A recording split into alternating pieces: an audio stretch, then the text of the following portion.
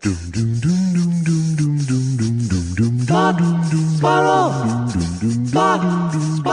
2 Jews, 2 mics, 2 hours, starting now. Hello? Hi. I heard you there. I answered the phone before it rang. Wow. And you actually had a moment where you thought you had some magic power there for a second, it sounds like, too. I don't know. I was going to ask you what it was. Wow. Maybe you were going to say, I couldn't believe it. Oh, wait a second. I did see the symbol of the FaceTime. Yeah, well, you'd have to, because there would be nothing to click otherwise. Yes. And then I saw that, and I go, hey, maybe that has something to do with it. It was almost like you magically summoned it by typing ready.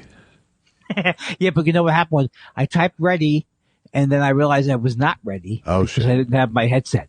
And, there's so many things to remember, Josh. There are.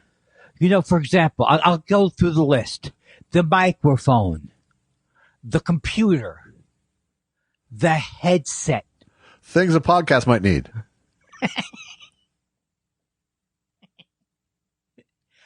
Bad conversation. Things this podcast might need.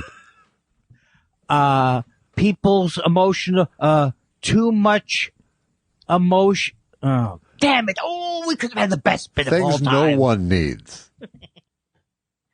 Andy's ailments. Andy's things that get a sting. Sting. Oh, Andy's got type 2 diabetes and he thinks he's going to eliminate it. Boom. Hey, did I tell you about my latest, I told you I found a doctor, but then I got the results back. I told you what my results were? I don't think so. Old Jew Medical Corner. He said that I'm very sick.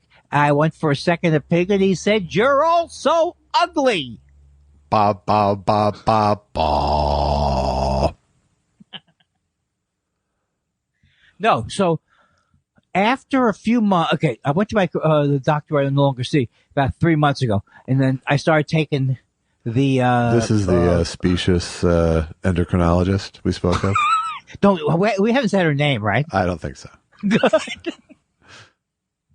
That she has that on her card. Dr. Specious, we'll call her. She says endocrinology, kind of. So. It was 6.7 with me after 3 months of taking one glucophage in the morning. Okay. So that is good. And now he's going to give me, is that your A1C?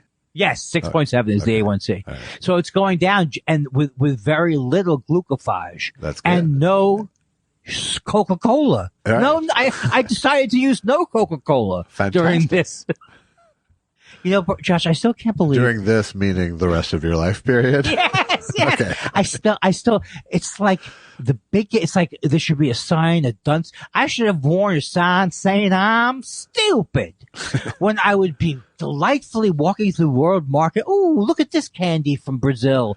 I had no idea. Why would I drink a Diet Coke when this is so much more delicious? Are you people insane?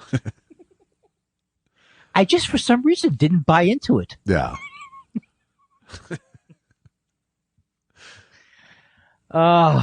So you did take my advice and did not go out for your walk with an empty pillowcase yesterday. Oh, no, I did. I did get I told you I had a USC shirt. But then I realized I had a Jet shirt. Yeah. So you went as Wee Willie Namath? Yes, so I went as Wee. Which, by the way, is a very, very funny joke. Thank you. I like that. I went as Wee Willie Namath, and the people in your neighborhood, they're like, you're a little tall.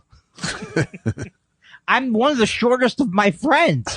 Still you're hovering over Timmy over there. Yeah. So what I did was I wore my Jet shirt and then a sign around that saying, failed team. Ah, good. Even though they won yesterday. Right. I said, even though they won yesterday. Yeah, no, I heard they won. With a backup quarterback, right? I don't even know. How would I know who their regular quarterback and everything? What do you want me to know? Everything about the team?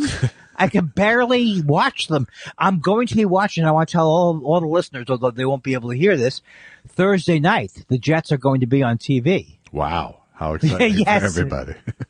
Do you want to know how I used to live my whole life as a kid? I go, if they win every one of their remaining games, they'll be 11-5, and they will definitely get into the playoffs. Right. Well, now there's an extra game, so you can make them 11-6. Are you real? It's really 17 games? Why, yes, it is. But why would the football players who get CTEs just waking up in the morning, why would they add a game? Well, I think they were the more resistant of the two sides, too. Oh, I'm sure they were. It's interesting. The people getting pounded in the face. The answer for both sides is still money. Oh, okay. But for the other side, is not risking the various concussions. Not the other so side. much, no. Although I'll tell you something, some of those guys are so crazy, it looks like they had concussions. Is he right? That's the way the Sklar brothers perform. All right. Is he right, people? I know how to say, am I right? I don't need you to tell me. See, I actually have duo experience. No, 2 duos. That's a quattro. Yes, you were my second duo. I suppose we're a duo at this point. No, but I mean, even when we first did the thing back at the thing. With the puppet? With the thing and the puppet, yeah. I don't know if like twice counts as an actual duo. Hey, it's more than the Ritz. I wish I had funny jokes about. I wish I had funny jokes about old people. I do. Speaking of the Ritz brothers, I watched the Sparks brothers this weekend. Oh, tell me. Okay, this is the thing you had previously told me about, which was I actually don't remember. Is it about the musical group, the Sparks? It's about Sparks, yeah. Why do I say the musical group and you said no? I said yes. Okay, because I sounded like you sounded really old, yeah.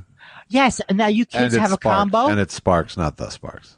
The Sparks. Yeah. So you kids have a combo? Is that what you do? Right. Oh, you're going down to the social? And now where can a man like me see it? You can see it on Netflix now. What? Yes. All right, so give us your review. My wet blanket douchebag doc review. Nobody looks forward to your reviews, I think. Because they're afraid they won't like the movie. I know. I kill things for people. I'm the enthusiasm exterminator. I have mixed feelings about it because in terms of the actual filmmaking, there was Edgar Wright and I had a lot in common in the way we tell stories. I think there was a lot between that and the Debar movie that felt in similar spirit, including several of the same people. Steve Jones and Pamela Debar and John Taylor from Duran Duran. Who made the movie? Edgar Wright. How come I don't know? He did Tarzan. He did Edgar Wright Burroughs. No, he did not, Andy. No, I'm a dumb guy. Dumb. He did Shaun of the Dead and Baby Driver, and he just A Night in Soho that he just came out that he did. I have not seen any of those movies, but I've heard of 3 of them. Yeah, that's good. And I liked Sparks in the it was a great doc topic because it's a band that sort of some people love, some people have no fucking idea who they are. Right. I was somewhere in between. I knew the 2 hits. And I love the songs. My mom is Mickey Mouse. My dad is Mr. Mouse. And we live in a place. I used to love that. But that's all I knew. Right.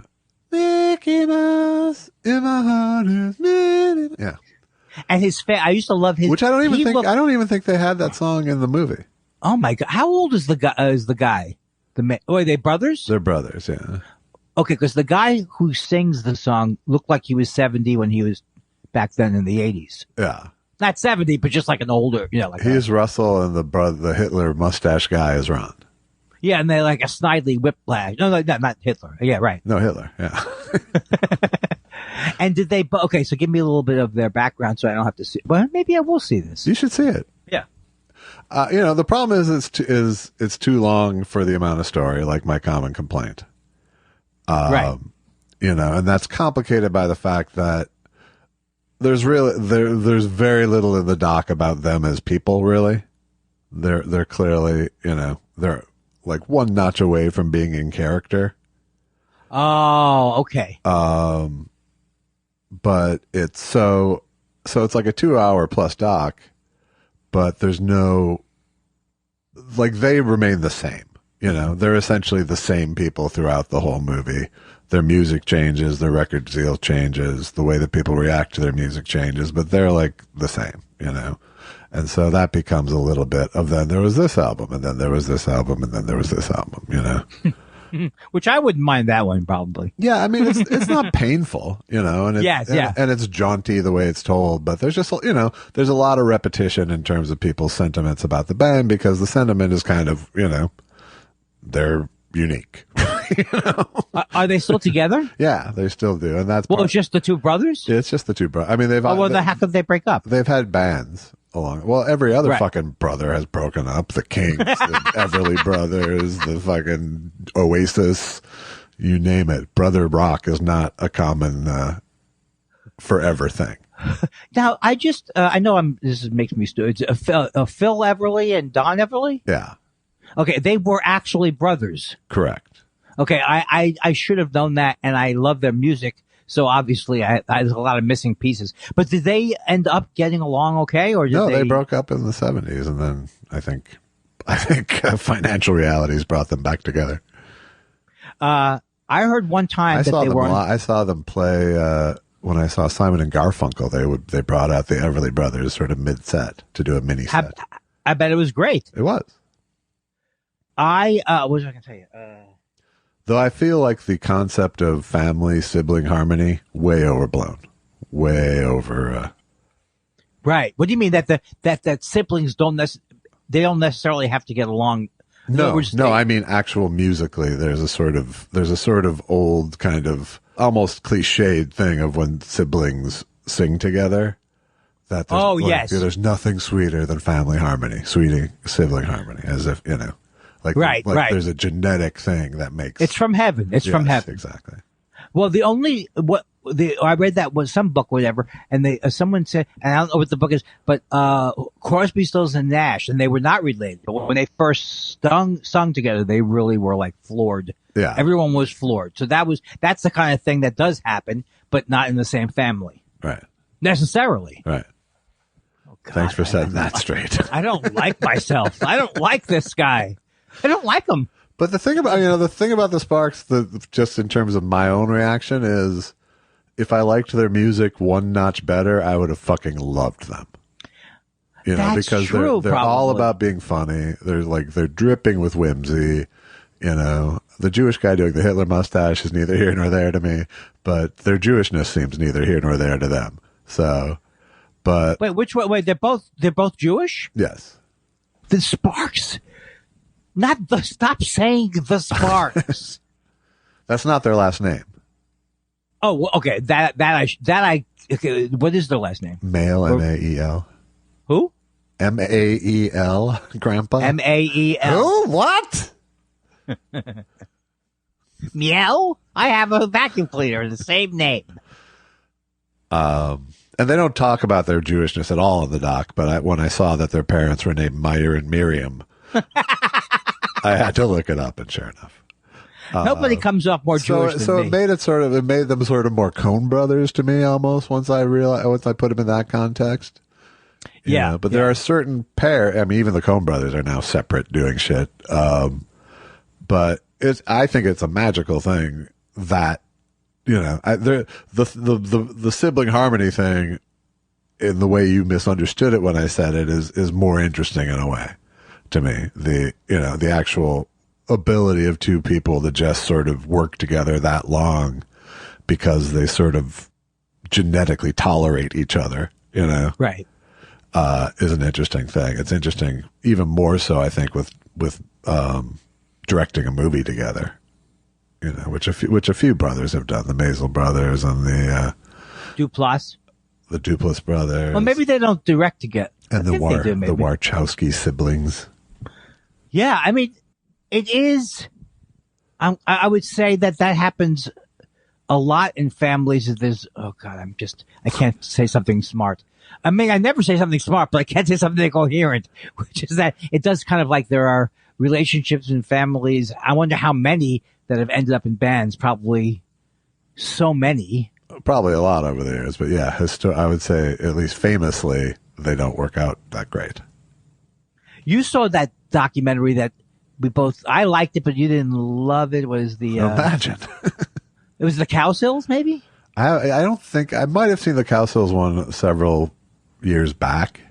Yeah. And there's always that thought, there's always in some of these, like, there's a Brian Wilson, not in every family, but when they're in those families, holy moly, the father was literally a monster. Yeah. I mean, almost Murray Wilson and some of these people, they are almost to the level where they could have created serial killers. Right. When you abuse kids that much. Yeah, well, like when you feel like they're yours to exploit, sort of. Yeah, and also with Murray, I must have been friends with him. Murray was obviously dealing with his own feeling that he wasn't good enough to do things, so then he projected that on his kids. Right. You kids stink. Yeah. This stinks. But he couldn't come up with his own version. Right. Although he did write Surfer Girl. Isn't that odd that Murray Wilson did? Okay, sorry. You all right? I'm okay now, but last week was rough. Okay. So I think the other thing is that the band for me that is sort of the Gen X Sparks is They Might Be Giants. And they scratched more itches for me than Sparks ever would have in terms of just the sort of funniness and the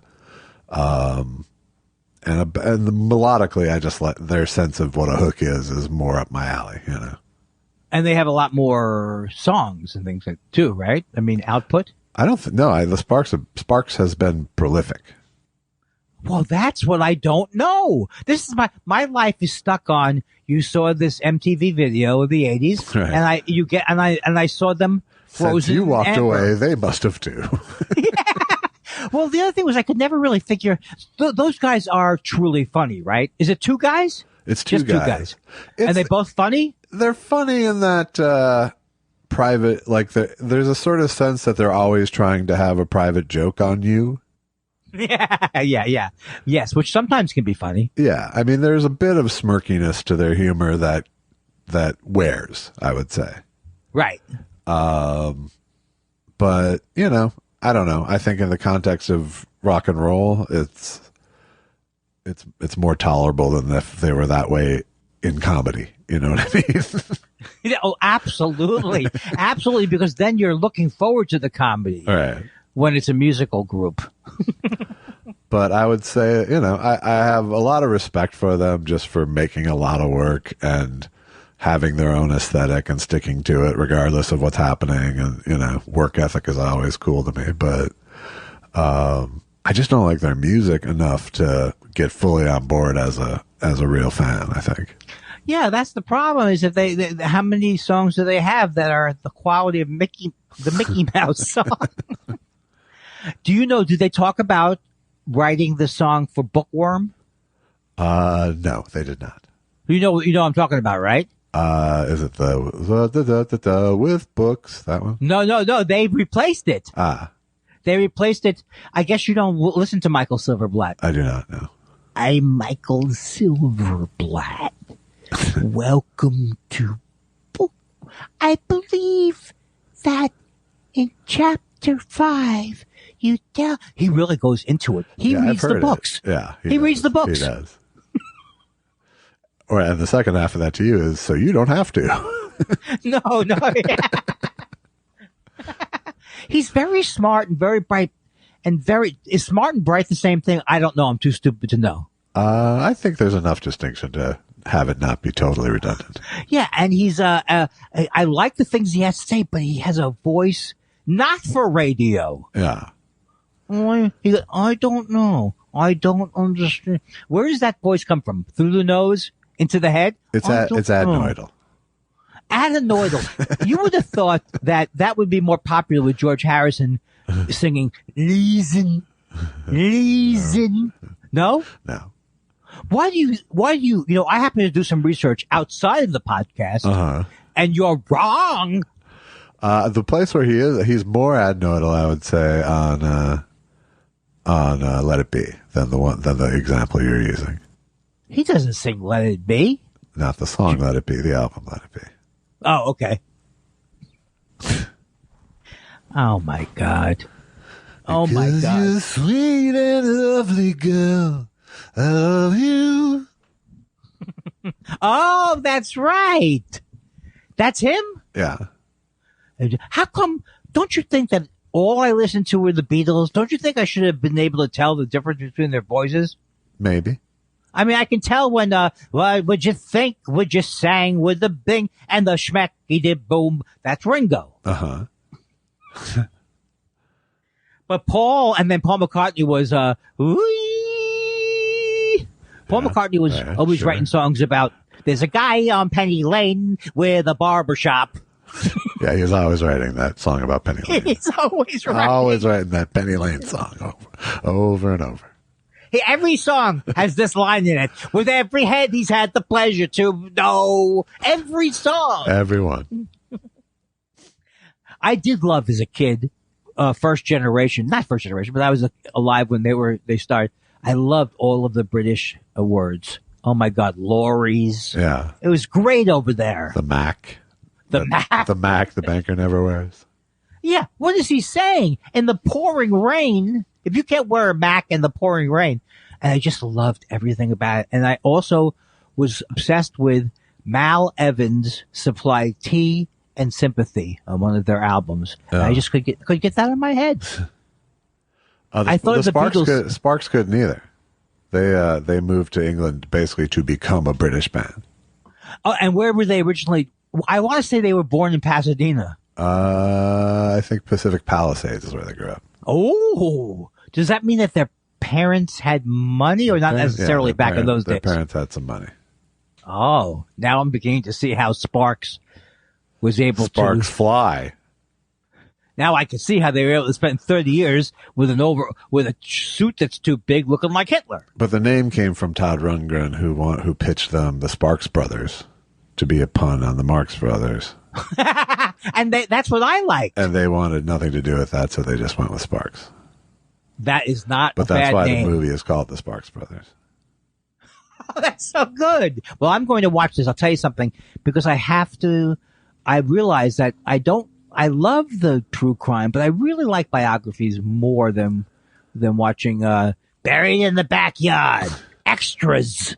The other thing one last thing on the Sparks thing, it was when I say that we had similar storytelling things, and where the one place where I was jealous that he had money is that he used an exact same Kinks song, like in the exact same way I had used it, but I had to pull it out because I couldn't afford it.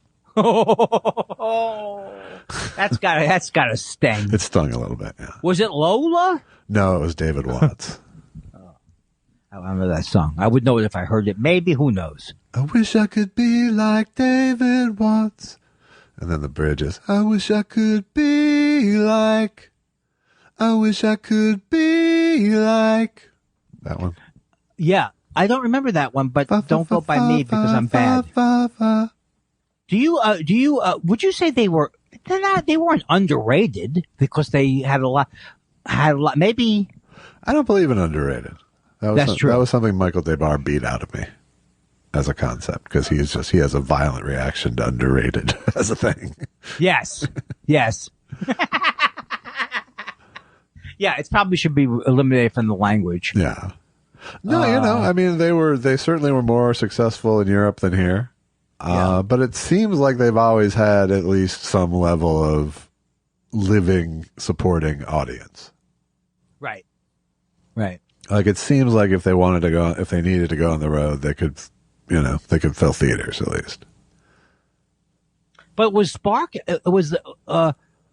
how big of touring act was Sparks? I think they did a lot of touring. But like I said, a lot of it was European. Yeah. You know what happened just then?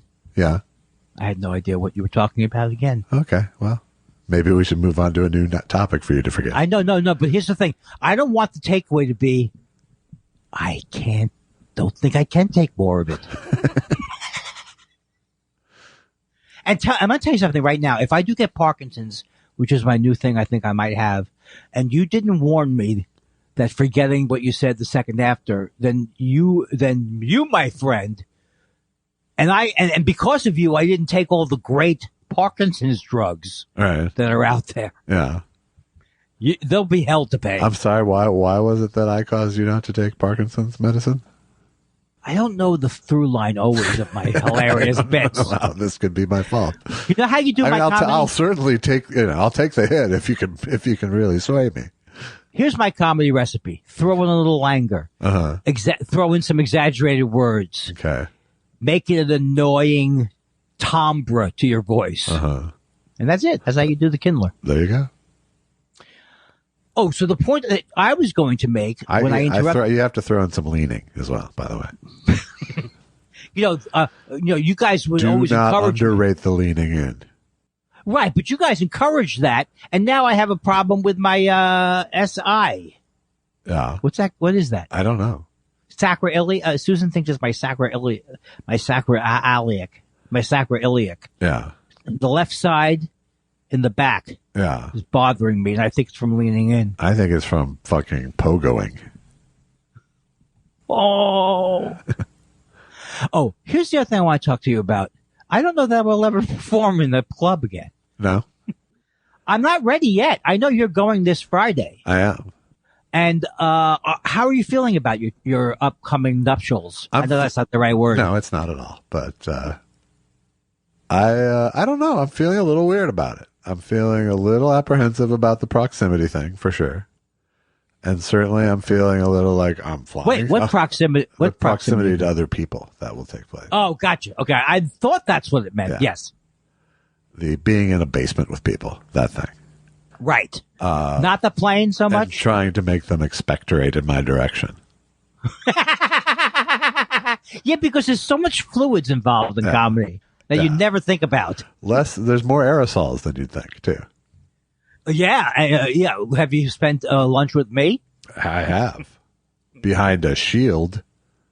Hey, Josh, can you tell me, is there something wrong with this tuna sandwich? I don't know, Andy. Spray a little bit more on my face.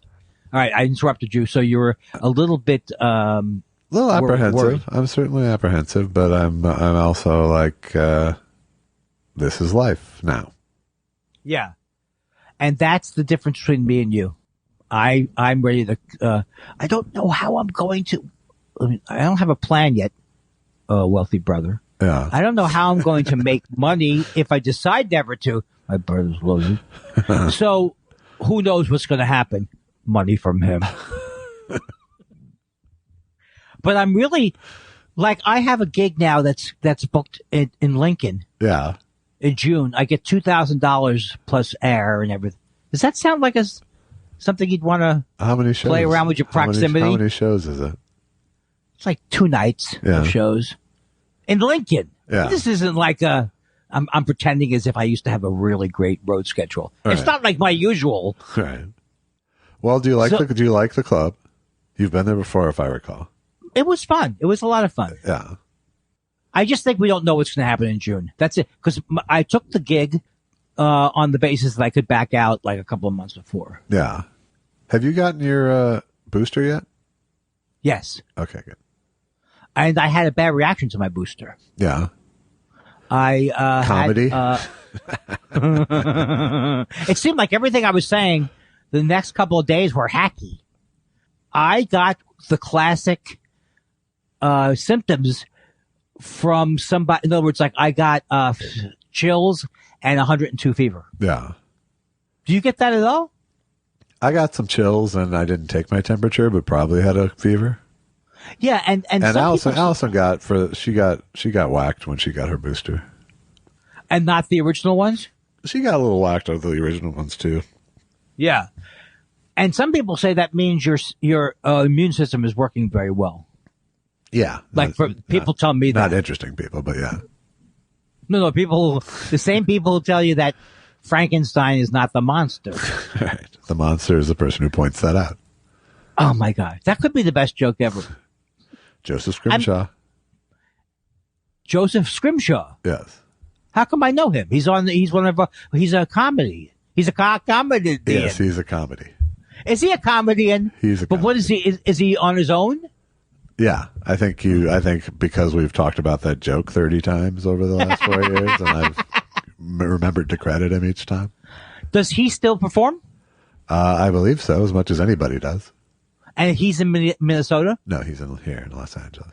And can I say, you know what those games where you try to ask questions to find out the thing? You're supposed to move it along towards the answer. All right. Not me. But still one of the best jokes in the biz. Classic joke. Indeed.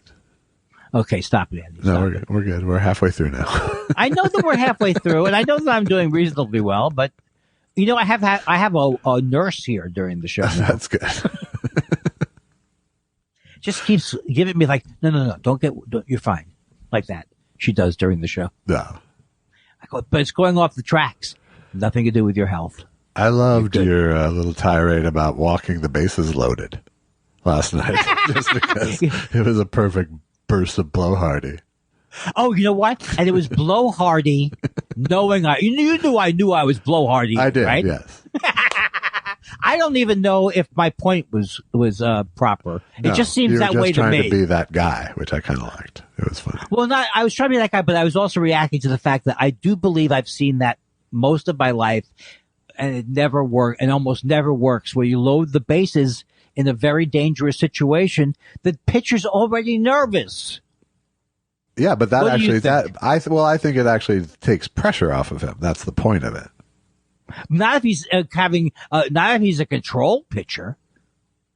You know, I don't know what I'm saying now. I'm blowhardy again. No, I like Can I ask you this though? Yeah. I can't, like that Joe Buck. Why does everyone hate Joe Buck? I don't like him, but why does everyone really not like him? Well, we did talk about this last week. Let me start with that caveat. Okay.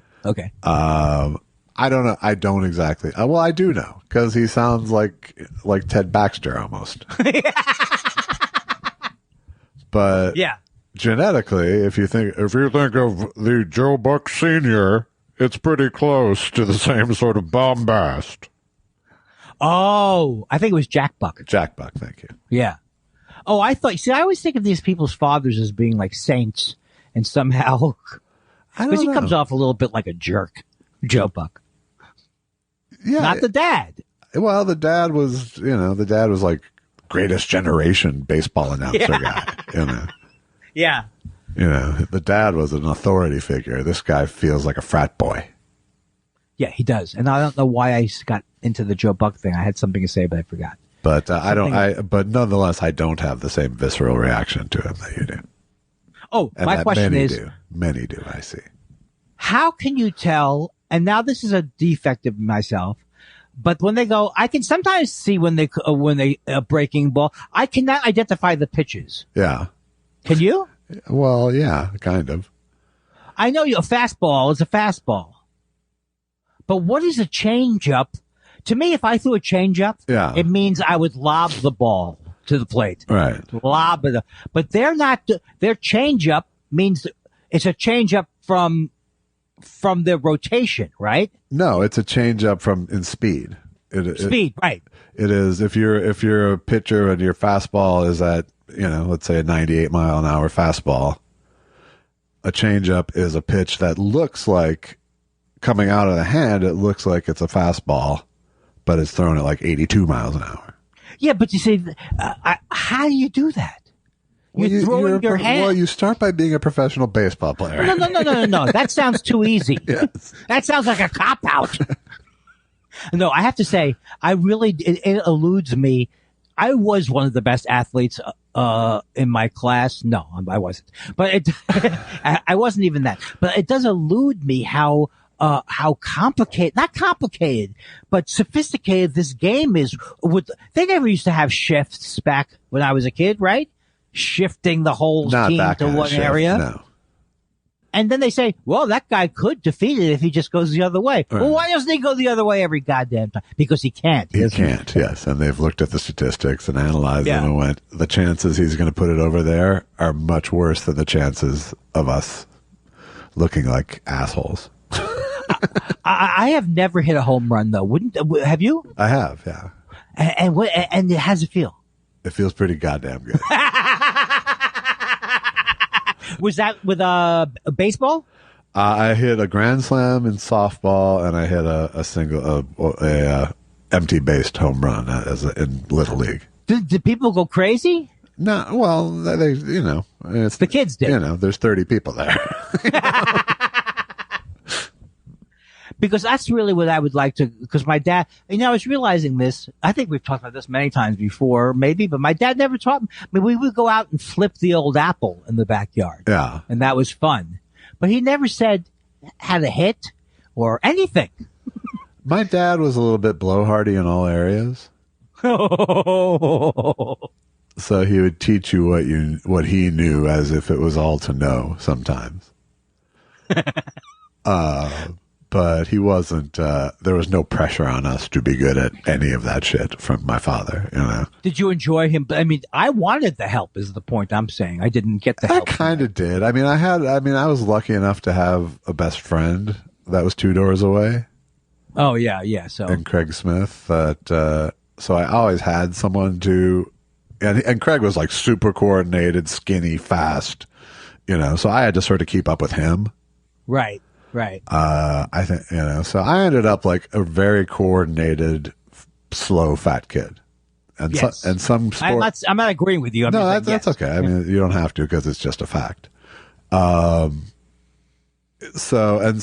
I played like every recreational sport growing up. Once it became high school, I wanted no part of it. But, and some coaches would be like, "Oh, you're very coordinated. I'll give you a chance to pitch," or do something that a non-fat kid would do. And some would just see me as, okay, you're clearly an offensive lineman. Boy, those teachers are good. People can't think outside the box. Yeah. So I had enough, because I was coordinated, I had enough sort of mini heroic moments along the way, like a really good catch or a home run or, something.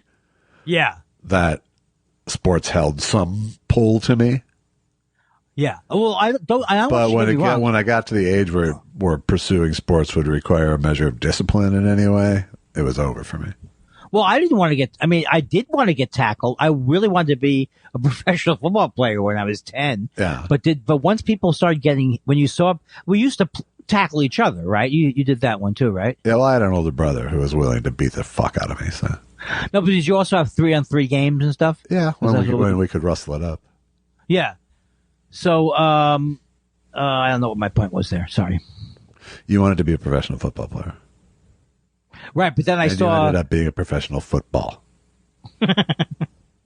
There was a good game that they used to play called Try and Catch Me, and I was very good at it. Yeah. Like I could stop on a dime and turn and run, but I never found a sport where that I could excel at that.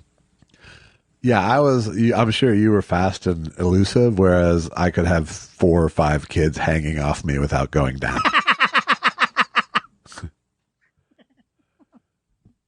It's so strange though, because I really did.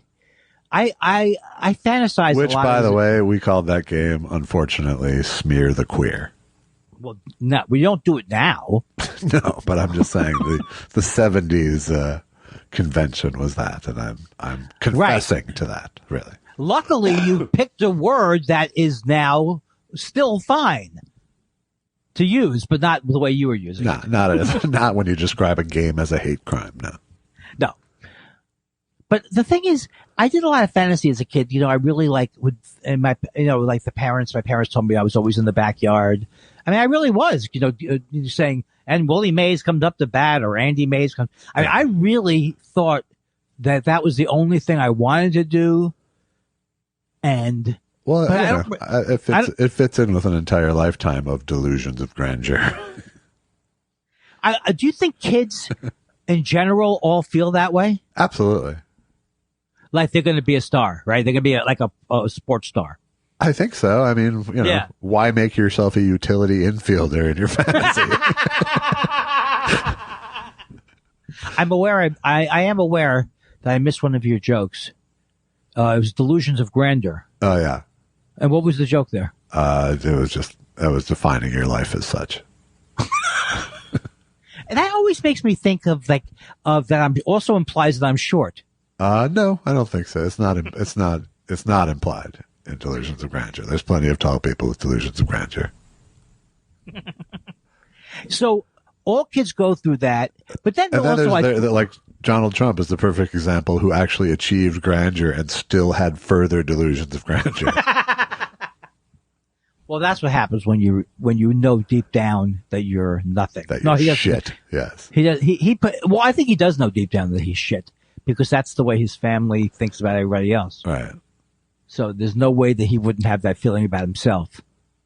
Good. And interestingly enough, he was able to put that aside and run the country in a fairly even-handed manner. Yeah. But by the time I was 13 or by the time I was 10 or 11, then I also started fantasizing I was a famous actor. I used to love to think I was in a movie. Yeah.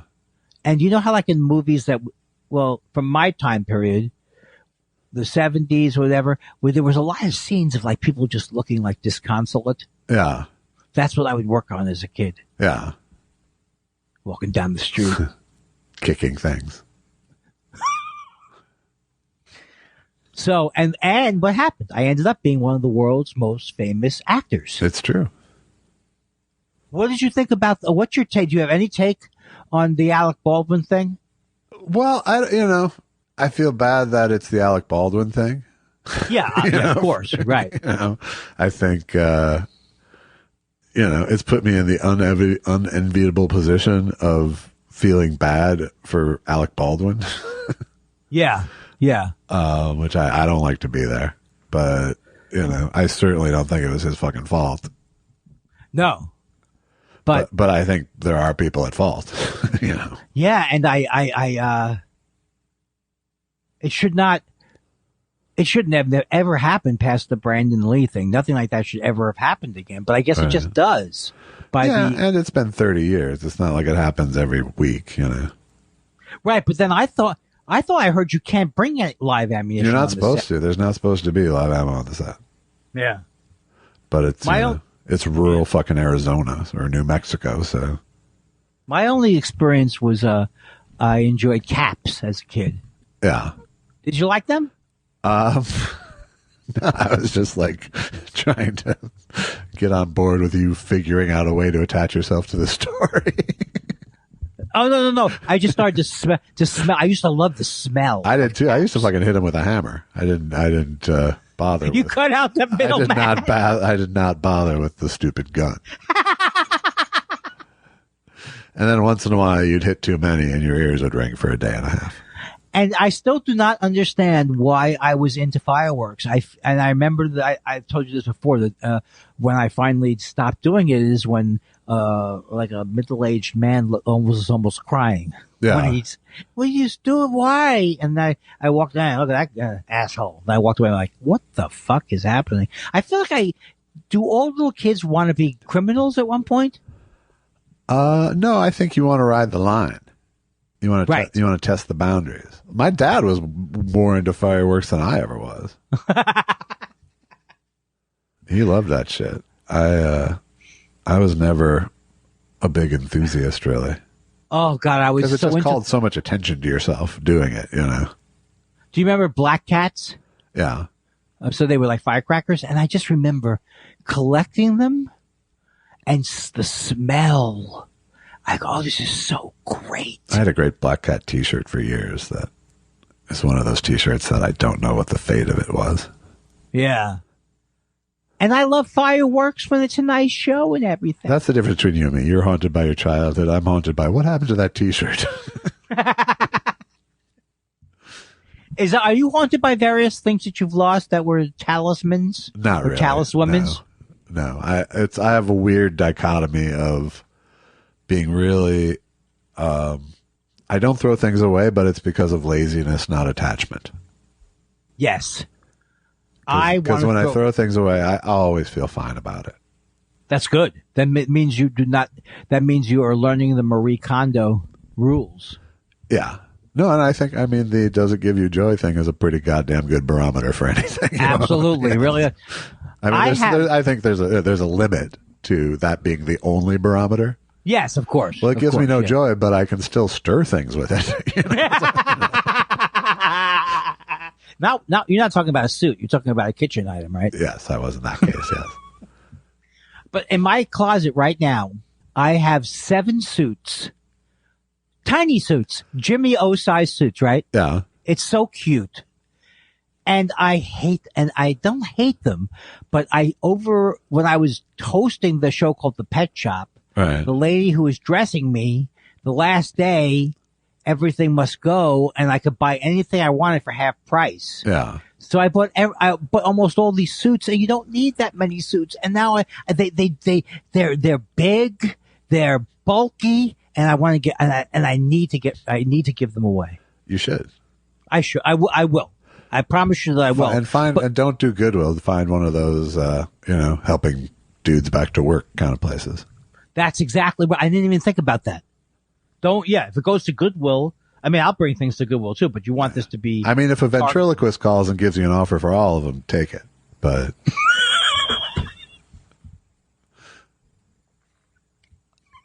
Isn't it great that you can do all of your short jokes because I'm not technically a little person?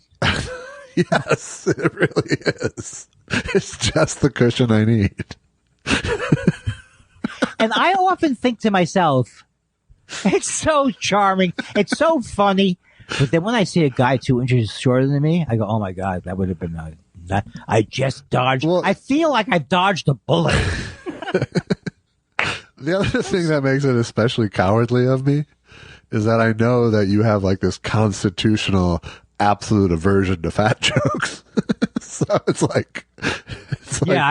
I'm bringing a gun to a knife fight. Yeah, but I if you notice, I don't make fun of you making fun of your own weight. No, it makes you uncomfortable. If I make fun of your own weight? It makes you uncomfortable when I make fun of my weight. Oh yeah, it makes you uncomfortable to make fun of my weight. So yeah, it's all. I'm the nicest person in the world, or something happened to me. There's no in between.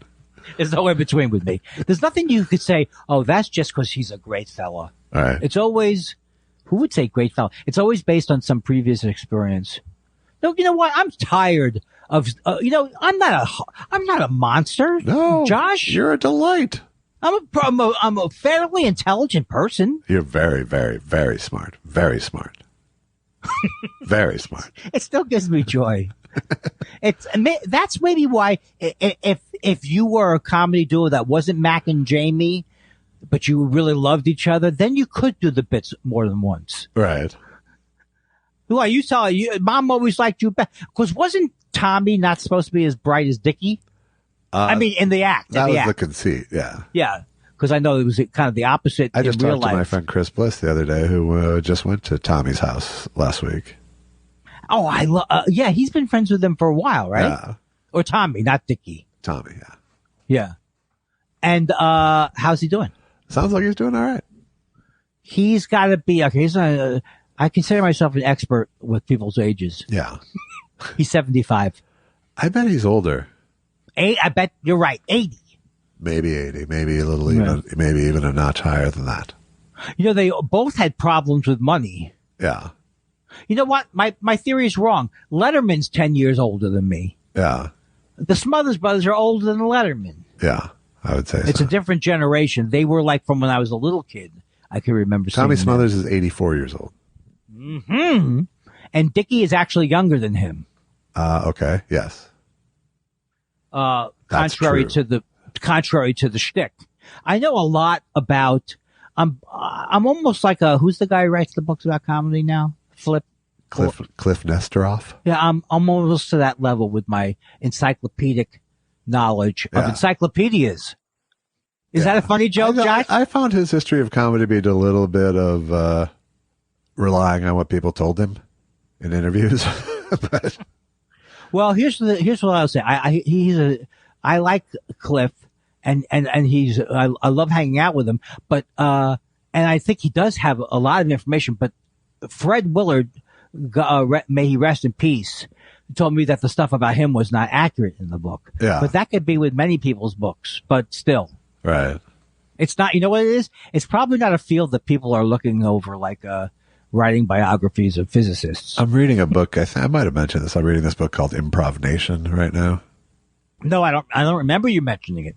It was a book when Gruber and I taught that class at Second City that day. It was a party favor they gave me, and it's pretty good. What's it about? It's about the history of improv comedy. Oh, well, that sounds like that's up my alley. Yeah, I think you'd like it. Wow. Is it not spoken word, but is it, what do they call it when they have people's memories and it's audio history or something? An oral history? That's what I meant to say. It is not. No. I mean, there are a lot of interviews, but it's not presented like an oral history. It's presented like Who wrote it? It's presented like a history. Oh, don't. Please. Okay. Please, Andy. Please. Please. Please. You know, when I come up with suggestions, and by the way, have I told anybody about Jen Kirkman's new podcast? Have I mentioned it? No, I think you should. Love it. I really think you should. Okay. Well, I love it. Fantastic. I love it. And how come she's able, well, she's Jen Kirkman. Right. But she got an actual, she got a podcast deal of some kind. Yeah. That's what I see. You seem a little jealous about this. I'm jealous about everything. This is the second week you brought it up in that context. No. Yeah. I think what you're saying. That iHeartRadio, that's a pretty big operation, huh? No. Okay. I do not want to be misunderstood to be some kind of misogynist. No, I don't think, like, no, I think it is jealousy of a fellow comedian, not jealousy because she's a woman. Yes, it's jealousy of a fellow comedian who's doing a podcast. Right. We've been knocking our heads against the wall for 12 years. I mean, I think it's good to let, the murder one? What's her name? Karen Kilgariff. I think it's nice to let Karen Kilgariff off the jealousy hook for a little bit. Oh, yes, absolutely. Because do you know, if you make a voodoo doll, is that a good sign or a bad sign? I don't know, but it's probably a good episode of My Favorite Murder. Well, you know, I have difficulty with Karen Kilgariff only because I've been friends with her forever. Right. She's a very popular person. Right. And you always pictured her on the same trajectory as you. Yes, I saw myself. But I have had my issues with her, but I've had my issues with everybody. I would think, yeah. You've been I haven't had my issues. Do you think that since we had one or two fights, I don't count that as having issues. No, I don't think we've ever had the fight that made us go into a Cold War or anything. And with Karen, with some people, I've had that kind of a thing where. Yeah, it sounds like the early days of Facebook weren't so good for you. Okay, you're a person who knows why other people do things. Why would you change? It's not really changed now to Meta, is it? Well, they're not changing Facebook to Meta. Oh, they're changing their parent company? The parent company will be Meta, and Facebook will be one of the companies. Oh, who gives a no, and they're trying to tell us that's a change? No, I assure you the reason is so that they can de-Zuckerberg Facebook. Yes, yeah. You know, make him the face of Meta, so to speak, and, you know, then put someone conscientious seeming atop Facebook and make it so that Facebook is no longer associated with the face of evil, you know. You know, I think I don't know if it'll work, but yeah. Well, their tentacles are so deeply into every part of the money. They make so much money, it's unbelievable. Yeah. But I feel like James Adomian was right years ago when he just got rid of his Facebook account. I feel like I should have done that. How about I didn't join? Don't I get anything for that? You do? Right. I didn't know that. I thought you had a account that you just don't go to. No, I never joined. You, my friend, are a mensch. Thank you. However, I will object to one part of it. We are missing out on, sometimes I feel like I am missing out on promotional things because I don't go to Facebook. I feel like I've missed out on both promotional things and probably some opportunities had I been connected with people, but I still feel like the net gain for my life is there. No, you're absolutely right. And I feel that way I feel almost as negatively about And that's Instagram. really more a comment on Facebook, on me than Facebook. I don't do Facebook the same reason I don't do cocaine. I just don't want to like it. Right. But you could say that to me is, seeing something that's going to be a problem for I think Facebook has been a problem for most people who use it. I don't use it, so I never got news out of it or anything. Right. But I did have problems with it because, like any other social media. But I think Instagram is almost as useless, not as useless, but almost as dangerous as Facebook or weird as Facebook. Well, obviously for young people, it's more dangerous just because it's more relevant to them. And people look you look at these pictures of people, they look like they're all like goddesses and gods. That's how they look. Yeah, that's what they're going for. And I'm not interested in it. I haven't even gone on Instagram in weeks. Oh, I haven't gone on there. Because it's boring to me. I mean, the thing I like about Twitter is that it forces people to have an idea. Well, I think for people like us, I mean, it doesn't always, but at its best, or at its sort of, at least the people I follow, most people are like in entertainment mode, not look at me mode. And there's crossover. Both. There's crossover. I can be both, I right? can be both too, but I think Have you ever gotten into an argument? What I mean is, it's look at me. I made this joke. Yes, yeah, right, true. I would think for most comedians, but there are some people who are very funny as comics, but they also don't like Twitter because that's not they're not necessarily Groucho type comedians. Yeah, well, I think some people feel like it's giving it away, which is not true. But the wasting of time is probably something. Had I known going in how it would ruin my life, I probably would have thought more about it. But Twitter, if you do it right, is to me the only for us. Me and you, it's our favorite thing. Yeah. Just words. Yeah. Words and music. Uh-huh. Huh? All right. I'm sorry. I can see myself getting alienated. The alienation, I think, happens from myself first. Yeah. And then I try to put it onto you. Huh? Right. Like that. Well, there's no reason. I can tell you right now, you've pushed me away. Now let's hear it. Let me hear it one more time. Do it one more time. Okay. Now loosen up and be happy. Be happy. Be happy. Okay, I'm happy. I am so happy. You can't believe it. I'm so happy we're only doing one song tonight. Here we go. Duplicate it like last time, huh? It's all this. Hey, man. Brian, fellas, I have 3,000 words to say. Quit screaming and start singing from your hearts, huh? You're doing fine now. Watch your oohs. Come in on the low notes, Mike. Carl, ooh, you're Come on. Dennis, you're flatting. Okay, Mike, you're flatting on your high notes. Let's go. Let's roll. So you're big stars. Let's fight, huh? Let's fight for success. Okay, let's go. Now loosen up. Be happy. Forget the people in there. Turn the lights out in this room. Turn the lights out in this room. It's a great idea. They see so many people here. Okay, fellas, you got any guts? Let's hear it. That only 82 words. I said 3,000. Come on, Brian, knock it off. It's 95. You guys think you're good? Let's go. Let's go. Fellas, as a team, we're unbeatable. Let's go. You're doing wonderful, Al. Enunciate. Let's go. Forget it. I'll leave, Brian, if you're going to give me a bad time. Let's go. Let's go. I don't care if it does. Let's go. Come on. You got any guts? Let's see it. I don't care how many people are here. I got 1 ear left and your big loud voice is killing me. I'm sorry. I'm sorry I'm yelling. Okay, let's go.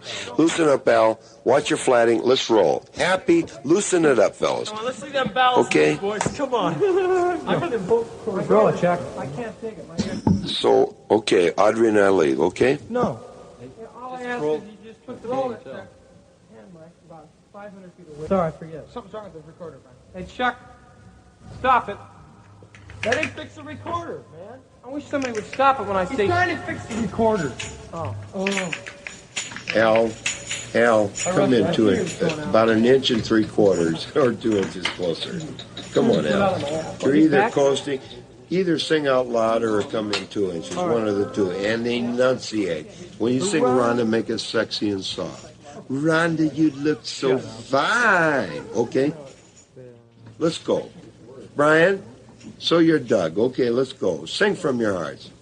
Well, Susan's using my laptop for some Photoshop because she's waiting to get a new laptop, and they're behind on the processors, they're because of the what's happening? It's a supply chain issue. Yeah, Oh, thank you. That's right. Just a supply chain. That's why I don't have an act yet for tomorrow night. That totally sounds right to me. That's a scary thing you're doing. I mean, not scary like you're worried about getting shot. Yeah, it's not skydiving really, but zero to a stage performing. Yeah. You might look out there and go, "Well, who are these idiots?" Yeah. Don't do that. You won't do that. But no, I think I will. Is the problem. What was I saying? I'm sorry, my timing is off tonight because I don't care what you think. Oh, and then the people go, but we came out, and one of us, we were scared of even getting a disease out here. Well, why are you coming out? Right. Because we need to go forward. Oh, we do need to go forward? You know how many family members I have? Excuse me. I don't know. I was trying to interrupt your show with something. Let's talk about the benefits of staticness. Now, what was I saying? I had something. I was on the way to saying something this time. Norm, no, I didn't say normally. No, you pulled off. Okay, I just can't do it anymore. I know I can't. Not what you're thinking. Trying. Right. You think I'm which you've probably experienced that. You can probably smell me not trying at this point. You know what I mean? Yeah. If you know someone for a long time, yeah, and they're listening to you and go, "Yeah, so I went to the doctor," and it's either he isn't listening or he's like, but we're like a married couple. We are without the love. Ah, I remembered. So Susan's using my So Susan, I have to do some is he listening testers once in a while. So she's using my laptop, but she's trying to do. So as soon as the thing went off when you called me, I pulled a Kindler family thing. What did she do to it? What did she do to it? Right. What kind of a family is that? That's not the way you should be raised. No, but even late in life, you're breaking patterns, and I like it. That's true. But can you hear that sound now? There's nothing I can do about the sound now. I have no problem with the sound now. Okay. They're putting a new roof in over there? Yes. Yes. Hey, I know we've talked about this before, but the idea that you can't get terrible songs out of your head. I know it's a hack bit. Right. But I'm telling you, I really think I have a thing going on now because I'm singing like, she will be like he and me, as free as a dove, conceived in love. I'm singing Loggins and Messina lyrics that I knew were terrible back in the old days. I can't stop singing them. Yeah, what's weird is that I do consider Danny's song one of the great earworm songs. But it's the chorus for me, and you're sitting there in this verse.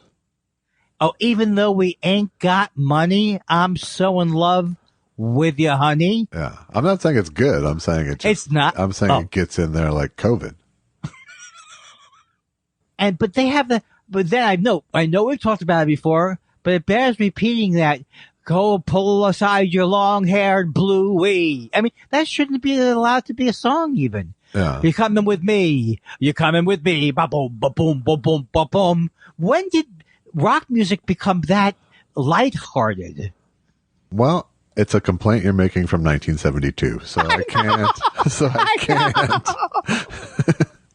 I don't think it was a crossroads, really, that song.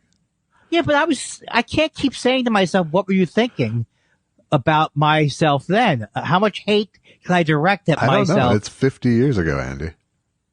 Okay, maybe it's because they came and they did a 45-minute concert. I think I've brought it up before. Sure. But they did a medley, 45 minutes. Vahiva la, and she will be like. But still, it doesn't. Okay, the question is, why can't you have a nice song in your head all day? Yeah. Well, I do. You find I do. You do. I do. That's true. He saw me too. Doesn't take up a lot of my time. Oh, I wanted to tell you that I sent you a thing. Please don't use it if you don't want to use it. It's I just that listened to it actually, and I gotta say it's I would say below snuff. Oh, God.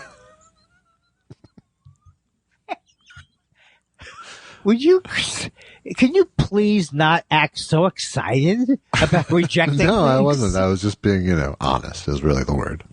All right, but should I send you more if something else comes up? I think that one is played now. I think this Okay, one, this one good. proved that particular one is played, and I think this one bordered on creepy. I have to say, because it was more your voice, and you said Jen, a lot. Jen, that's true. I really did. So it has changed. Now it sounds like you're just sending creepy videos, creepy audio tracks to Jen. Well, Jen did enjoy the line that I said. I not only do I not touch I don't touch a woman. I had to avoid touching some women, Jen. I had to grab them and throw them out of the way. And for some reason, I get into that Jen thing, right. But I don't do impressions well. Well, it's lost. This happens to me all the time, as our listeners can attest. My impressions will lose their attack. It becomes more me over time, and I have to tune them up once in a while. James Mason can become James Mason, and then it's I know that, but still, there's a certain level of expertise that I may not be reaching to begin with. Okay, sorry about that. I don't want to do one of those sound people. I have to say your peak Cuomo was right. It was in the comedy pocket. I come from a part of Italy. We do not touch. We anoint women. Yes. In Italy. I think that was the line for me. That was good, right? Piece, yes. Yeah, we anoint them. I anoint you. But then I said Jen 4 more times. Jen. I'm having a love affair with, not a love affair, but a comedy affair with Jen Kirkman. Yeah. Why can't I say things without, I just realized it's OCD. I can't say I'm having a love affair, kid around, because then someone will really think that I'm being creepy. Yeah. But I am. I don't think I'm creep. I'm not like a do you see me like when you're watching a movie, you go, ugh, here comes Schmeckly. Look at the woman shrinking, and it's not that bad, is it? No, it's just a subtle step back by all of them. And they certainly wouldn't be alone with me in a house or something, right? No, not if they could help it. See, I enjoy certainly this kind of a good agent wouldn't allow it. I don't like me when I'm creepy. Can't we be back to me when I was... What are the other incantations? Oh, the guy with the penis that doesn't work. Right. I'm sick of that character. I think you feel like that gives you some sort of license for the other one. It doesn't, though. It doesn't. But I have a theme song for my dysfunctional penis. But maybe I'm wrong across the board. It's just bad comedy I'm doing, and I need to stop it. I have decided. How do you feel? I know we're going. Is this the day where we answer viewer questions? It is. I wanted to ask you how you're feeling about tomorrow. I'm feeling very discombobulated today. I have that the travel to-do list in my head. Almost as much as he saw me too. That's not going to get old so quick, my friend. I'm sorry. Well, it just sums up. It's because it's short. I like that it's short. It's like Michael Jackson, Shumbo. No, I don't think Shumbo. I think it's a more Japanese route. He saw me too. I think you can thank Pink Lady. And Jeff? No, Jeff has nothing to do with it. Oh, okay. So I knew you were off your game today because, crazy off your game when I said I'm ready and you went 2 minutes. I was like, what happened? Did someone die? I was on the phone, actually. Oh. Actually? Why do you say it like it's a big deal? You've never pretended to be on the phone before, and now you're saying you actually were? Actually, to be honest with you, I don't spend much time on the phone. I know. I've tried to call you. That sounds like I'm fake laughing and getting rid of a kidney. Yeah. Oh, don't say kidney in front of you. Don't. Yeah. What if I? Yeah, fucker. Yeah. You didn't offend me, but then when you reminded me to be offended, it kind of got there. Yeah. The angriest comedy duo ever. Oh yeah. Well, how would you know? You only have one kidney. Why you? Just because of that, I'm going to go put cancer survivor in my Twitter bio. He saw me too. It's not. Oh, it's so good. So before I forget, not that it's an important thing, but I watched this Del Close doc that's on Hulu. Oh, please tell me about this. Where's it on? On Hulu. Oh, see? Yeah. See? I would want to watch that. Yeah, and it's okay. I mean, it's the one thing I think they fail. I'm like, of course, it's Mr. Douche Doc guy again, but we want it. We're asking for your. It's not like you're walking around telling people, "Hey, you know what I think? We want this from you." Like you really learned what was a pain in the ass about the guy.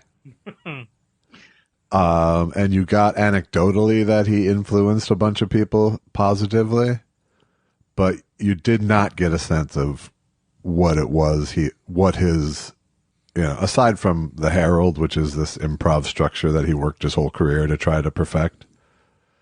And when I was learning improv as a kid, we tried to do Heralds, but it was taught to me as if the word was Herald, like that, the Herald.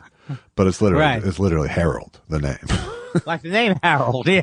Because it was like, what should we call this? Well, Harold's a nice name. Boom. Right. Can you give me a brief nugget of how you do it? A Herald is it's a series of improv scenes that sort of cycle through, so you revisit scenes. It's what the hope is that this series of initially unconnected scenes will eventually sort of connect. It sounds hard to even operate. It is hard to operate, and that's why, it took him 30 years to get to an acceptable, teachable version of it, Wow. I thought it was like someone starts a story and then someone goes off somewhere else with it, but that must be just an improv game that you go around the circle or something. Yeah, no, this is like, here's a scene on one side of the stage. There's a blackout. There's a scene on the other side of the stage. There's a blackout. There's a scene in the center of the stage. And then we go back to the first scene, and then keep revisiting these. That sounds like fun. That does sound like more fun than a regular improv game. Yeah. I mean, but of course, everything in improv is more fun to do than to watch, but, and I think to some extent the doc made that point a little bit about, there, at least at a certain point, the only gain to doing improv was to get better at improv, Yes.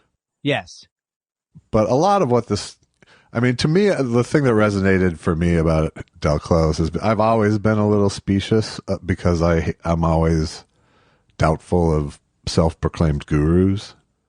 Except for me. Except for you, of course. Yeah. So there's always, most scenes, music, punk scenes and comedy scenes around the country all have a sort of figure like that. Right, yeah. Who's the sort of spiritual figure of the scene, but never moves on to success, and other people pass through, He's like the Wizard of Oz in a way. Well, I think except for without the man behind the curtain. He believed he was the big glowing head. Oh, that's true. That is true. So not at all like the Wizard of Oz. It's like a guy. It's like a fake seance guy. If the Wizard of Oz was bitter about Nichols and May and Belushi and all the other people that passed through his life and succeeded, it would be a better analogy. Right.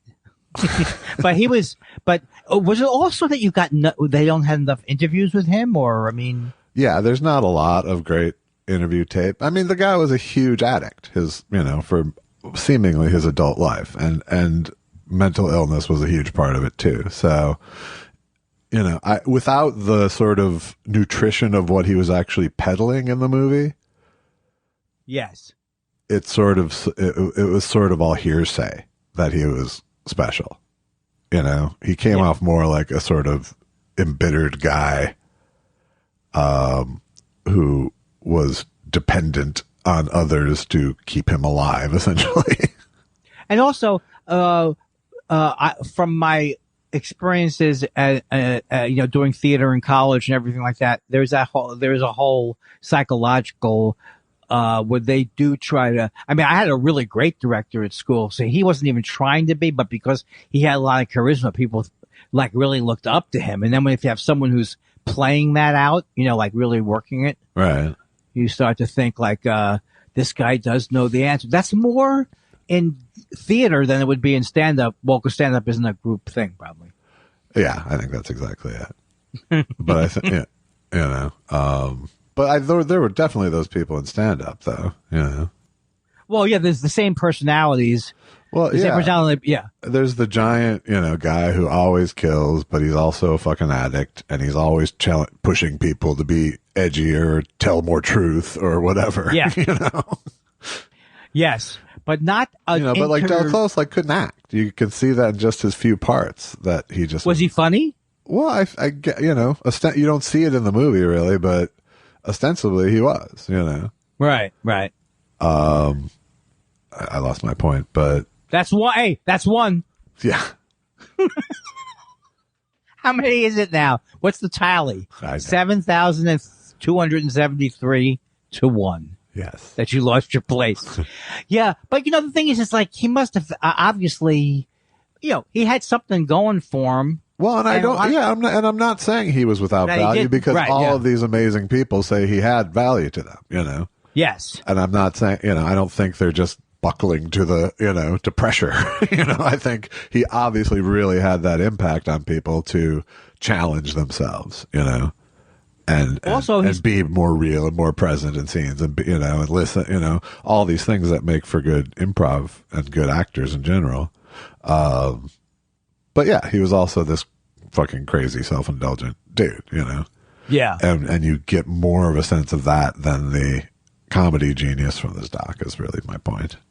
And I'm not defending his comedy genius because I don't really know what it is.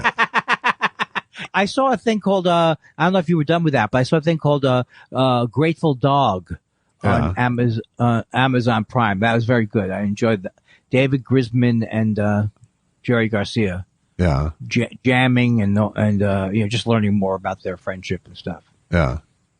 I don't know who the first one is. David Grisman was like a mandolin player and just a bluegrass kind of famous guy. And he was in a group called Olden in the Way, which was like a famous, they had one album.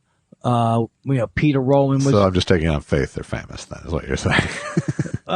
Peter Rowan. I loved him on Laugh-In. Someone can help me out with this. You should know all these people, and you should be like, they like Bill Monroe was who they started out liking, and Bill Monroe, I know. That's right. So anyway, I recommend it, and I love Jerry Garcia's voice. Holy moly! I just love the way he sings so much. Yeah, yeah, and I hope I don't get into the like a Dennis Miller thing. That would be really bad. That would be bad. Do you have a lot to do today? Do you want to get right to the letters? Let's get to it. It's time for questions. What do you want to know? We love your questions so much. It's half our show. Half our show. Okay, and I've even got it. I'm very excited because I think I even have the right thing up. Yeah.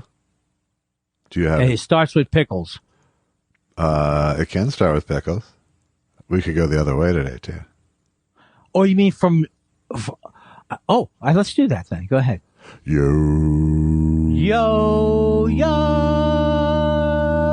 Yamamoto. It hasn't happened as much lately, but there was an extended period of time where I'd log on to Twitter and the first tweet I'd see is Josh paying homage to a dead person. If Andy yelling at cable news people is his Twitter signature, Josh is his eulogy man. That makes me laugh. I do. I actually do. I do. I score very well with the eulogies, with my one-line eulogies of people. That's great. And I often get them ending up quoted in newspaper articles and stuff too, which is weird. That's so fun. It's not funny, but it just makes me laugh. It's not like I put on my hat and go, all right, shine, baby. But when it's someone I care about, I like to think of one good line that someone else isn't going to think of. What was your Wolfman Jack? I forgot what that was. I don't remember. You don't remember that? No. Well, R.I.P. Wolfman, you were very midnight special or something. Something along those I think lines. I might have rewritten that. But You really, thank you for offering the guy a popsicle in the American Graffiti movie. No? Jumpy Bean asks, did you know there's a world championship of singles and doubles tiddlywinks every year? singles and doubles is kind of how he wanted you to read it, I think. Do you know if there's a world championship of singles and doubles tiddlywinks every year? That's like he's making it up, but is that a joke about tiddlywinks? I believe my guess is that he's not making it up. I don't even know. Is tiddlywinks where it's like they look like checkers? Kind of, yeah. And you flip them using sort of friction. Yeah. I've never played it. Have you? Yes, I have, but it's a very faint childhood memory. Man. Well, okay, so true is the answer. Well, the question is, did you know? So no. I did not know. I believe it or not. My own private NaNoWriMo says, why Thought Spiral go dentist early November 2021? Because test show tooth hurty.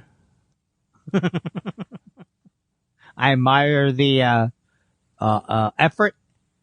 And again, people, we are not, it's not a racist bit or an anti-Asian bit. It is a tribute to old style comedy. Wow. Tooth hurty. I don't think anyone was thinking it was racist or Asian until you brought it back around. Oh no, why would they think tooth hurty? I don't know. It's just Charlie Chan or something, isn't it? I don't know. All right, forget that. Forget it. Get me out of here.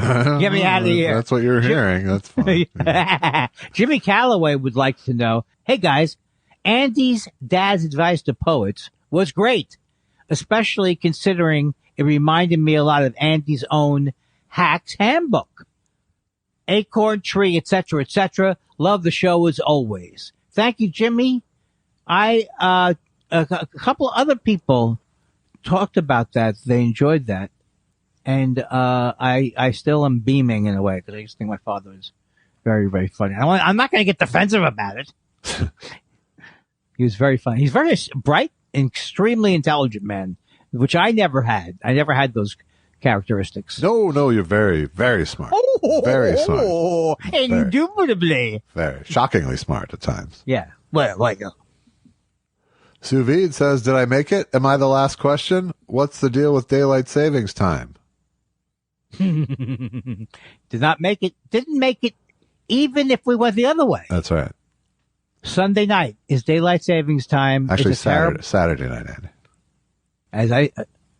Please don't interrupt me. I can't be a part of you spreading misinformation on our show. And I'm very excited. I think it's a terrible thing. I don't know why. I mean, I know why they originally did it. It's not a terrible thing. It's not like, but it's just cut the knot. You know, there's like some states where they're, mommy, daddy. I did a whole shtick there. That wasn't bad. You did. I actually had my own. I had a daylight savings time simulation this morning. What happened? I had a watch battery put in yesterday because I had all my watches die off during the pandemic, and I put my favorite watch back on, and I look at it this morning at 7:00. There's a guy out in my yard working. And I'm about to yell. I'm about to get up and go, hey, that's a little early to be that loud. But then I looked at my other thing, and it was 8:30. My watch doesn't work. I'm glad you didn't have a confrontation. I'm really glad I didn't, too. Because that's not what you need. Yeah. Yeah. But I do think that actually, I don't have any opinion about it except get rid of it. Dan Suvija Turkey Wade. Is that what he's pushing this year? I guess so. He says, it's the year 2090. Robo Josh and Cyborg Andy are doing test show 3700. What 70-year-old pop culture references does Mama Dick the 8th request? Who am I? Dua Lipa? Dua Lipa. Do you get that? Oh, Dua Lipa? Yeah. Is that a futuristic name? No, that's a current huge star. No, it's not. Yes, it is. I can't be that out of touch. Much bigger tthan Jerry Garcia's bluegrass buddy. And so what does Dua Lipa do? Is it like salsa? It's the young people pop music, Andy. Is it a woman? Andy, do not embarrass yourself further. Is it a woman? Is it a woman or a guy? It doesn't matter, Andy. You'll never. Everybody, let's do it. Lipa, Lipa, Lipa. God, I feel more out of touch than a. I can't even tell you what joke I came up with, but it had molestation in it. I'm so out of touch. Yeah. What am I going to do? I don't think I'm purposefully I'm purposefully deep sixing my career in the podcast. What am I doing? It doesn't matter. Whatever it is, it's toiling in obscurity. You should not hire yourself out as someone who could cheer someone up or anything. No, I don't. You could make someone who wants to commit suicide. I just spoke to Josh, and I got to tell you, he said go for it. He's a reality pharmacist. Hey, Mr. Brad. Look, Mr. Caution. Mr. Caution, shut up. Zuzu, I'm trying to get out of here. You're just Mr. lucky. You're lucky we're toiling in obscurity, or Dua Lipa would be crying her eyes out somewhere.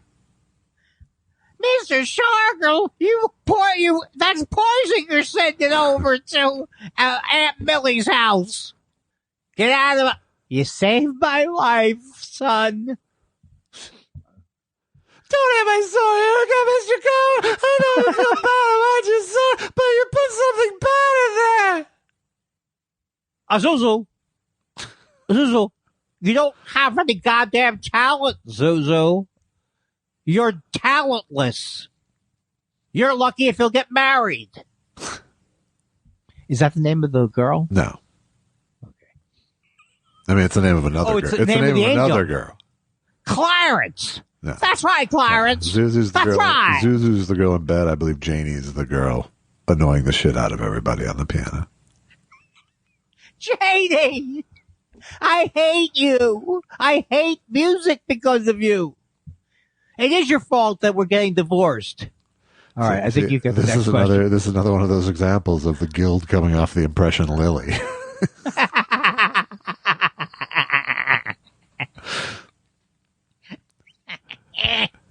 Take it away, big shot. Chaotic Neutral says, hey guys, I heard Maddo's going to stop doing the nightly show soon. Who do you think should take over at 9 p.m.? I've always liked Willie Geist. Don't mind seeing him moving from Morning Joe to Evening Willie. Okay, cut it out with that, Chaotic Neutral. You don't want to see, I hope you're being sarcastic, because I don't want to see Willie Geist even in the morning.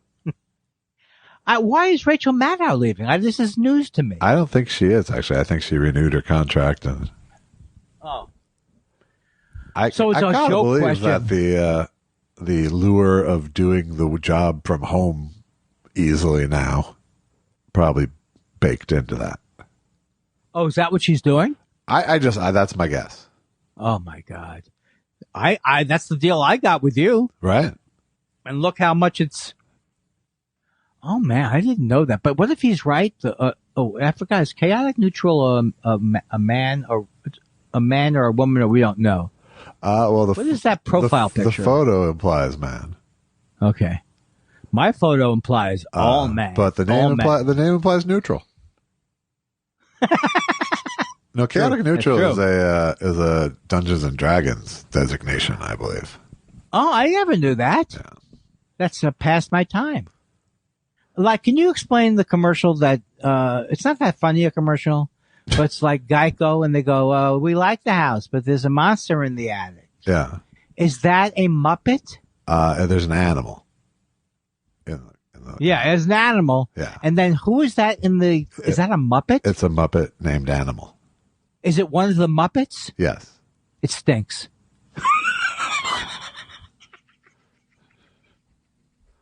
Well, it's a terrible ad.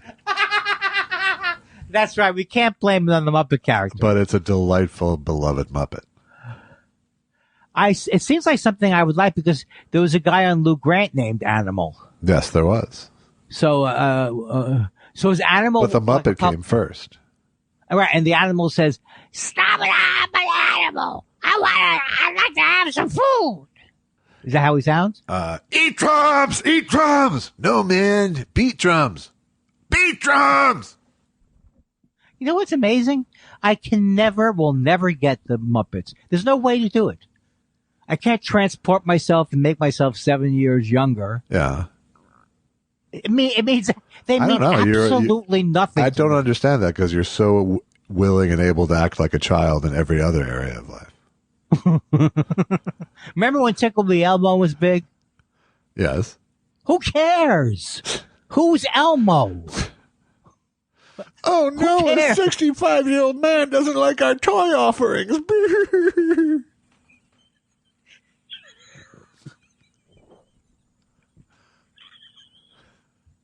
Oh my God, this is fun.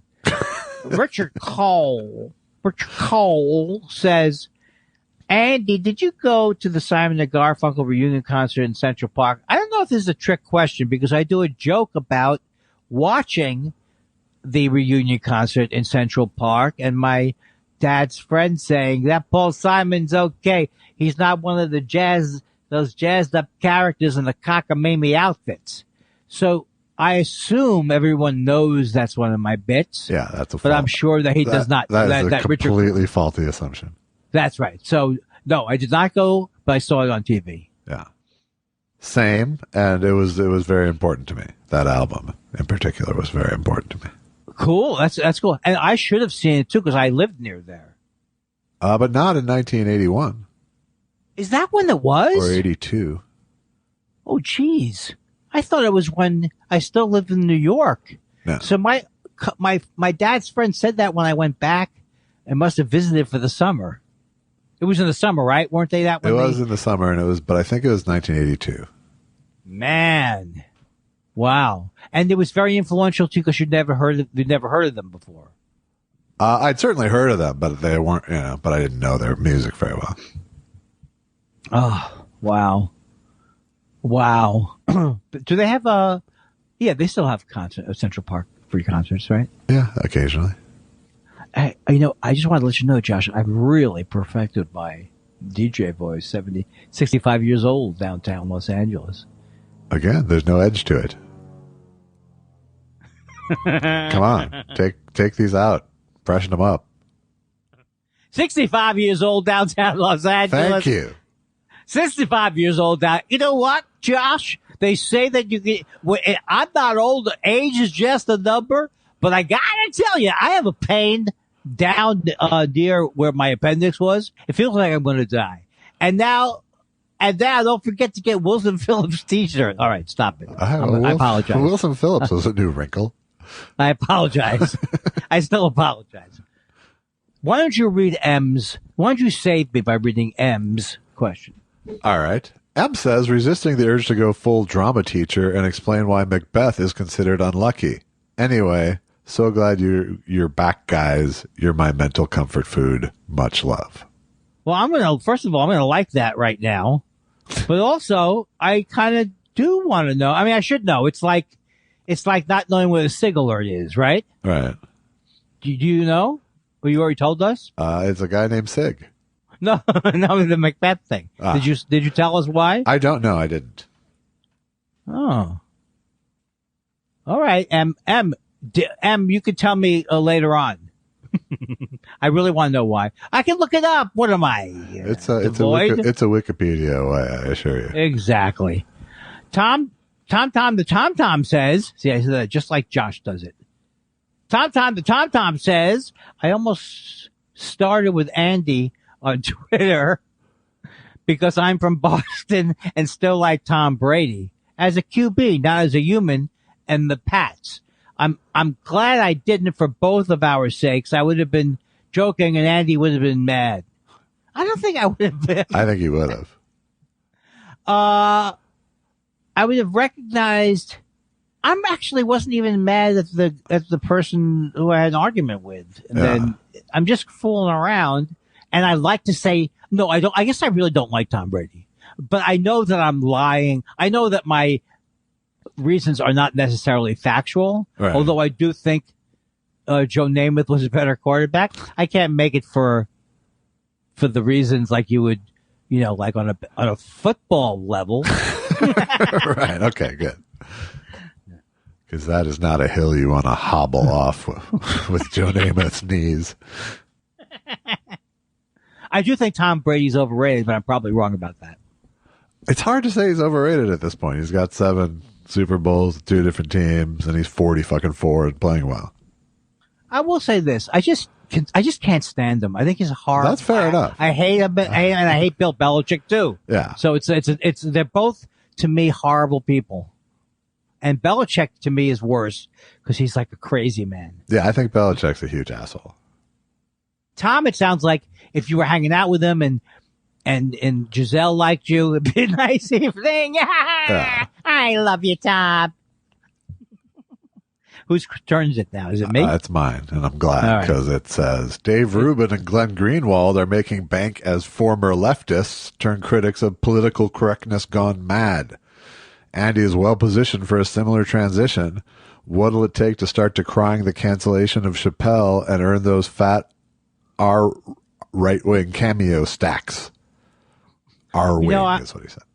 I'm very upset that I don't have don't have this question.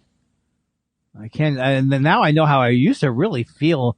Is the person saying about I should stop doing Chappelle comments? No, he's saying, see, you took this already personally. Yeah, I took it personally. He's saying, I did. He's saying you should abandon your principles and cash in on the fact that right-wing people eat up all this anti-political correctness bullshit. Oh, okay. So he's basically, he's sparring with me. He's sarcastically with me. Yes. Yeah. But how come I don't have, all I can think of is, how come I don't have, does that mean everything is going to go bad from now on to the end of the show? Well, I think you have some control over that. Well, okay. Thank you. You know what? You make me you. Without you, you got this, Josh. You got this. Greg Kelly. Yeah, go ahead. Is it me? It's you. Greg Kelly asked, when MASH was in a lull, they had an episode with Dr. Sidney Friedman. That wasn't a lull. That was, okay, it doesn't matter. Such good episodes. Would that work for Thought Spiral? You could play poker, go to Rosie's, and a third thing? Who's Rosie's? Rosie's Bar. Is that where they would go and MASH? Yeah. I think they were in Korea. You haven't seen MASH, have you? No. I remember him. He walked around. He had glasses. No. Maybe he didn't have glasses. No. But he would talk about war and how it was it's no picnic. Right. Like that. It's not. I think you did know who Sidney Friedman is, maybe. But to not know Rosie's. Come on. That's a MASH staple? Yeah. Oh, yeah. You're making fun of me now. There's no Rosie's. You're making it sound like there was a Cheers bar they went to. It was. There was the Officer Club, and then there was Rosie's for the enlisted men. Oh, that's just crazy. How did we watch that show? Oh, okay. I'm sorry. I double spaced my periods deal with it. I like that. You go ahead. You take it from here. I loved the Neighbors song in 229. It brought back memories. I used to get so mad that folks wouldn't call the cops when the prostitute upstairs got loud, but God forbid I plug in. And now that I'm typing this, it makes a lot more sense to me. Whoa, my God. I have never, ever called the cops on a loud prostitute my whole life. I can't imagine. Even when she was going, give me my money. Keep it down. Keep your voice down. I owe you nothing. Ooh, I sound like a terrible man. Well, thank you. I'm very proud of that song. I don't know why I say I'm proud of the song. I like the song because it really did. I did it as a joke in an old band. We used to play it. And then years later, Mr. Jack Tempchin wrote it with me. And the rest is, and I've made so much money on residuals. Carrie Whedon asks, test show 2, ice cream trucks in Australia are called Mr. Whippy vans, and the music they play is Green Sleeves. How does Andy feel about Larry David going the "so I'm the bad guy" bit on episode 1 of this season of Curb? Got coerced into watching, not happy about it. I have not watched this season of Curb, but I will watch it. Oh, he took my bit, it sounds like. I don't think it's your bit, so I'm the bad guy. I think I popularized it. All right. Can't you play with me a little bit? You're right. I did not popularize it or come up with it. I came up with it's on steroids. Yeah, that's good. There's gravestone material. Yeah, exactly. Andy Kindler, dead guy on crack. They have a commercial on TV right now where they're going, it's like on steroids. It's like, how can you even write that? And meanwhile, Wait What has become every other thing you say on every show. Yeah, it's horrible. It's weird. It's lazy. It's lazy writing, Joel. Carpe Noodle says, big fan. Listen to every episode since the start. Every week, Andy teases the Aerosmith tickets, but never gives the number for the contest line. I want to be the 5th caller to say, and a third thing. Starting to think the giveaway is just a bit. Oh, no, we've been giving away. Are you kidding me? How many tickets have we given away to a non-existent concert? No, we've given away no tickets. The phone number is 888-888-888-TOM. 1-800-500-TOM. Tom Likas. Coming up, why you should push your girlfriend out of a moving car. I still have it. You still do? I still got it. Tweet Bahar. That one still has its nice, it still has a nice feeling. It had the actual character in it. Yeah, because I care. Yeah, I think it's about caring. I think it might be. What I think. It might be. Tweet Bahar says, all of us spiralers got to work together to get M. Leadsom hooked up. She's a catch and well worth the trip to England. Let's Dolly Levi the shit out of this situation. I don't know who this is.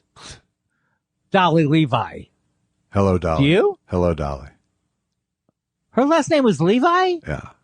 Okay, well, first of all, I don't know who Dolly is.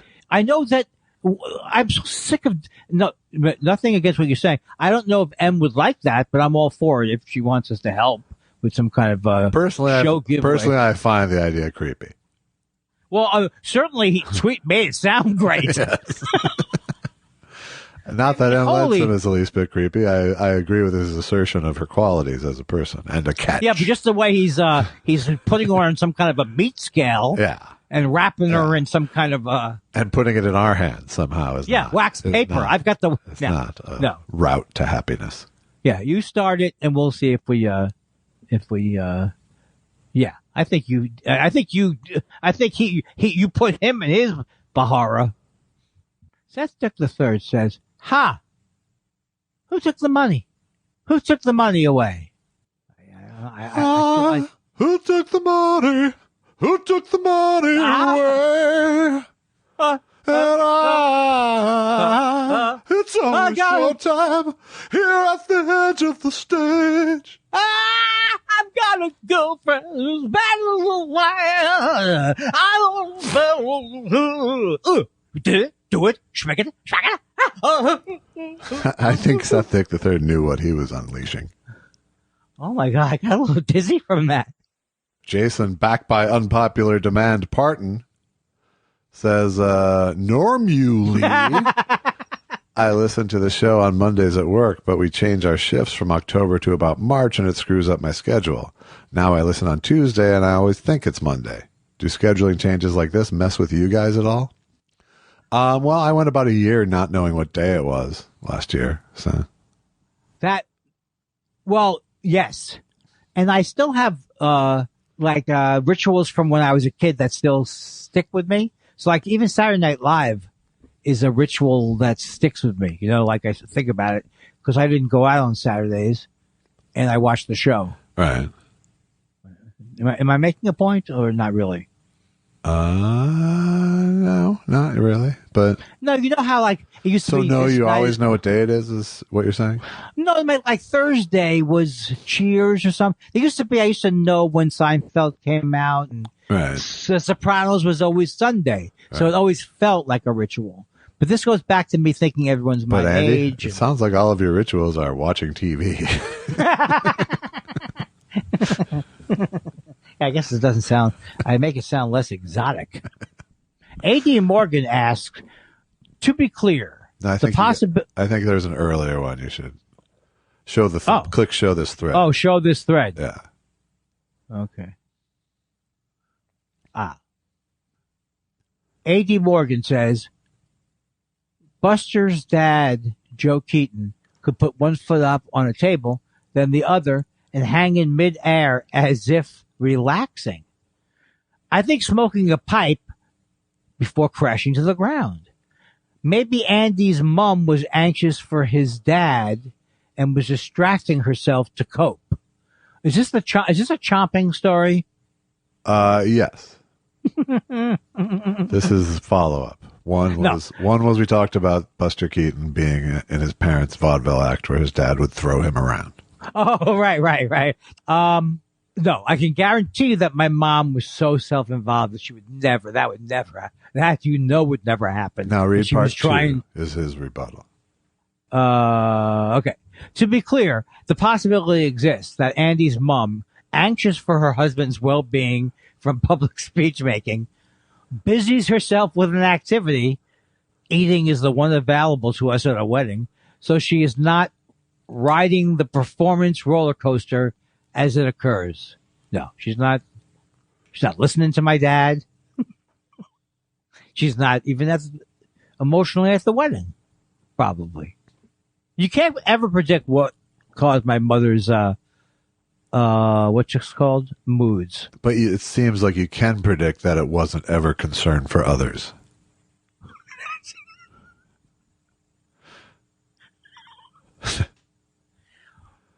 Okay, let's not get anything wrong. My mom was a great grandma, and when she was a grandma, then she really did seem selfless at times. Yeah, but that's everybody. I feel like everybody, no matter how shitty a parent is, pretty much everyone's a pretty good grandparent. I feel like a hostile witness. I was. No, I'm saying that my mother was very often. That's so funny. Oh, that's good stuff. Sous Vide says, no question this week, just a Michelle Wisecarver patented sincere thank you for the podcast. I have really appreciated listening to your friendship and humor over these 230 episodes, and as a true test head, looking forward to test show 1000. Also, pussy lickers. I wanted to say it like Dr. Johnny Fever.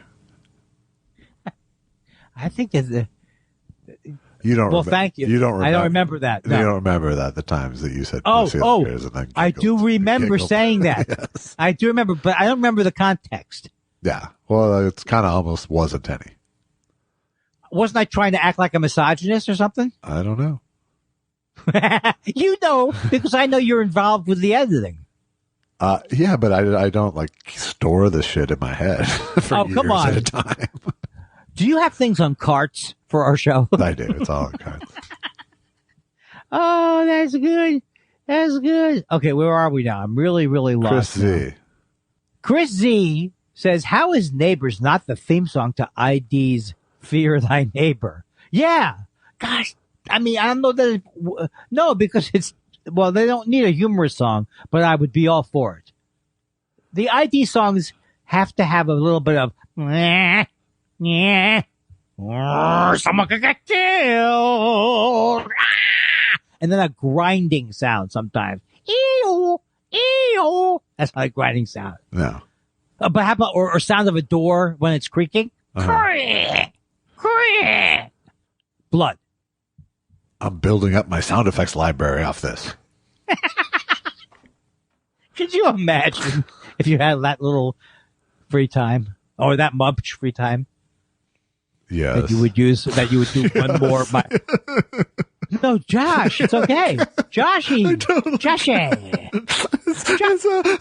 It's all I have. Josh, It's it's so enough to do that kind of bullshit. That's all I have. Josh, not every actor can cry effectively. Ginger Snap the dog says, and I'll say up front, I'm not a big fan of this particular Twitter conceit. The hey, I'm a dog thing. But what kind of treats do your dogs like? Me, I like most anything meaty, but for some reason I enjoy licking my people's plates. They like to offer it to me. I don't steal food anymore. I'm tired of being hit with a rolled up newspaper. So is this a dog who's writing to us? This is a dog who's writing to us. So you're saying this conceit, you don't buy it? It's not that I don't buy it. It's not that I don't buy it, in terms of realism. Of course I don't. But as a comedic conceit, I've seen it enough, and it wears thin, I got to say.